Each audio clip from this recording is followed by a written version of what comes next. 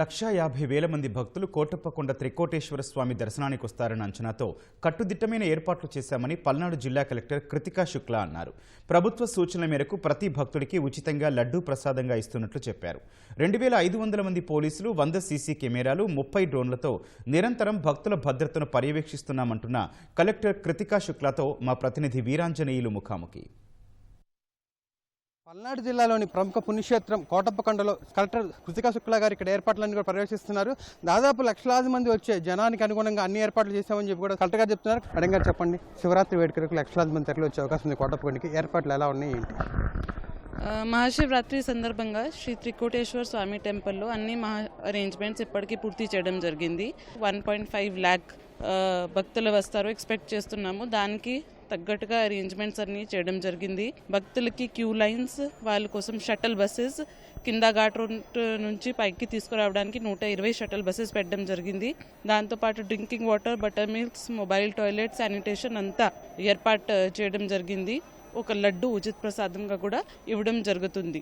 ముఖ్య ఉద్దేశం ఇక్కడ ఘాట్ రోడ్ కాబట్టి పార్కింగ్లో పీక్ టైమింగ్స్లో ఇక్కడ కూడా ట్రాఫిక్ జామ్ జరగకుండా చూసుకోవడానికి అన్ని ఏర్పాట్లు 3,500 పైన పోలీస్ బందోబస్తు కూడా ఇక్కడ ఏర్పాటు చేయడం జరిగింది. నర్సరావుపేట నుంచి వచ్చిన వాళ్ళకి, చిలుకలూరుపేట నుంచి వచ్చిన వాళ్ళకి స్పెషల్ బస్సెస్ కూడా 600 పైన స్పెషల్ బస్సెస్ కూడా కనెక్టివిటీ కోసం ఏర్పాటు చేయడం జరిగింది. ప్రభల్ కూడా రాత్రి నుంచి ఎక్కువ అక్కడ ఆ ఏరియాలో రష్ ఉంటుంది కాబట్టి వాళ్ళకి కూడా గైడ్ లైన్స్ ఇచ్చి వాళ్ళు ఏమేమి పాటించాలి అది వాళ్ళ నుంచి కూడా అగ్రిమెంట్ తీసుకోవడం జరిగింది. ప్రధానంగా చూసుకుంటే ట్రాఫిక్ సమస్య ఎక్కువ ఉంటుంది, కొండ మీద కావచ్చు, మార్గంలో కావచ్చు. ఈ సమస్య పరిష్కారంగా ఎలాంటి జాగ్రత్తలు తీసుకుంటారు? ప్రతి సంవత్సరం మనకి ఆ పీక్ టైమింగ్స్లో ట్రాఫిక్ ఎక్కువ ఉంటుంది కాబట్టి ప్రైవేట్ వెహికల్స్ అన్నీ కిందనే ఆపడం జరుగుతుంది. పైన ఏ ప్రైవేట్ వెహికల్ కూడా అలౌ చేయట్లేదు. Only shuttle buses, RTC shuttle buses ఏమున్నాయి 120 ఈసారి పెట్టడం జరిగింది. దీంతో పాటు జనరల్ పార్కింగ్ ఏరియాస్ కూడా 4 చోట పెట్టడం జరిగింది. ఒకే చోట కాకుండా 4 చోట పెట్టి జనాల్ని వేరే వేరే చోట హోల్డింగ్ ఏరియాగా పెట్టుకొని ఏర్పాటు చేయడం జరుగుతుంది. ఇక్కడ నేరో రోడ్స్ ఉన్నాయి కాబట్టి ట్రాఫిక్ జామ్ ఆ పీక్ టైమింగ్స్లో జరగకుండా చూసుకోవడానికి రూట్ మ్యాప్స్ వేరే వేరే వైపు నుంచి ఒకే రోడ్ కాకుండా 4 రూట్స్ నుంచి ఈసారి రూట్ మ్యాప్ ప్లాన్ చేయడం జరిగింది. లక్షలాది మంది భక్తులు వచ్చే అవకాశం ఉన్న నేపథ్యంలో చోరీలు కానీ, దొంగతనాలు లేదా అనూహ్య ఘటనలు జరిగే అవకాశం ఉంది. అంటే సీసీ కెమెరాలు ఏర్పాట్లు ఏం చేశారా? ఆ చర్యలు ఎలా ఉన్నాయి?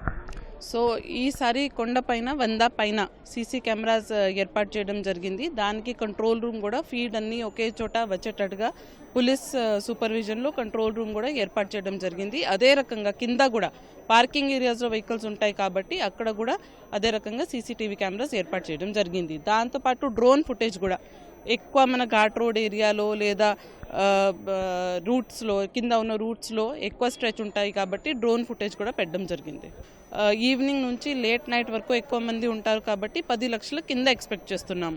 దానికి తగ్గట్టుగా మొబైల్ సిగ్నల్స్ కూడా ఎక్కువ మంది ఒకే చోట ఉంటే మొబైల్ సిగ్నల్స్ కూడా రాదు కాబట్టి దానికి తగ్గట్టుగా మొబైల్ టవర్స్ కూడా ఈసారి పెట్టడం జరిగింది. Electricity connections, generators, transformers, fire safety, medical camps కూడా దానికి తగ్గట్టుగా ఏర్పాటు చేయడం జరిగింది. సామాన్య భక్తులకి త్రికోటేశ్వర స్వామి దర్శనం బాగా జరిగేలా, అదేవిధంగా మౌలిక సదుపాయాలు, కనీస వసతులు అన్నీ కూడా అందరికీ అందేలాగా ఎన్ని ఏర్పాట్లు చేసి తీసుకున్నామని కూడా కలెక్టర్ చెప్తున్నారు. కెమెరామెన్ కేశవ్తో వీరాంజనేయులు, ఈటీవీ న్యూస్, పల్నాడు జిల్లా.